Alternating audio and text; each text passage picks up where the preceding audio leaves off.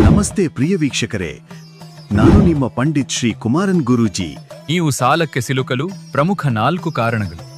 1. ಮಂಗಳವಾರದ ದಿನ ಯಾರಿಗೂ ಸಾಲ ಕೊಡುವುದು, ಯಾರು ನೀಡಿದರೂ ಪಡೆಯುವುದೂ ಬೇಡ.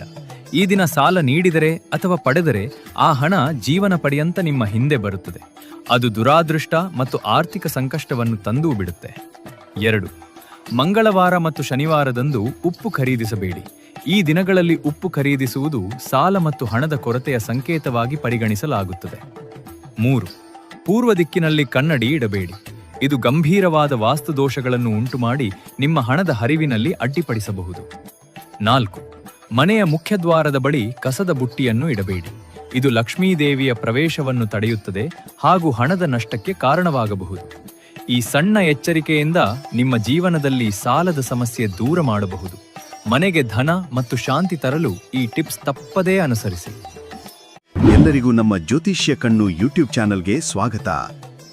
ಯಾರು ಮೊದಲ ಬಾರಿಗೆ ನಮ್ಮ ಯೂಟ್ಯೂಬ್ ಚಾನಲ್ ಅನ್ನು ನೋಡುತ್ತಿದ್ದೀರಾ, ಪ್ರತಿಯೊಬ್ಬರು ನಮ್ಮ ಚಾನಲ್ ಅನ್ನು ಸಬ್ಸ್ಕ್ರೈಬ್ ಮಾಡಿ ಮತ್ತು ಶೇರ್ ಮಾಡಿ.